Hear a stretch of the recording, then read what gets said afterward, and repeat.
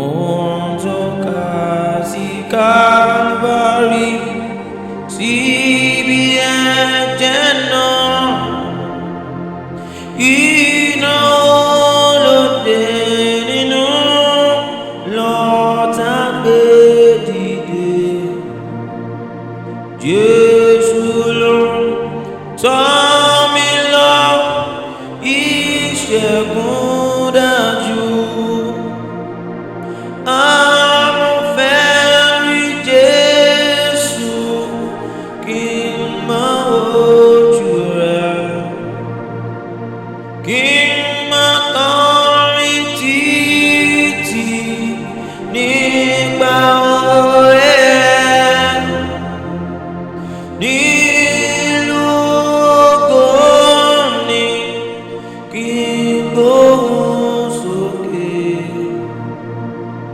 pé mo bọ́ ìjà tán mọ́dé ilé mi.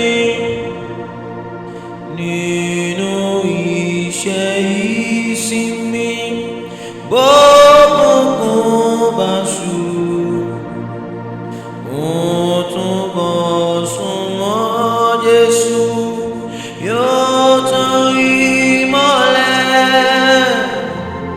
Jésù lè gbógun tì mí kí n lè ṣàpadà.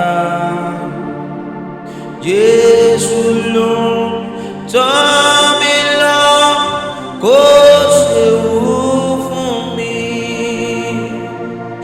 Àmọ́ fẹ́ rí Jésù kí n má wojú rẹ̀, kí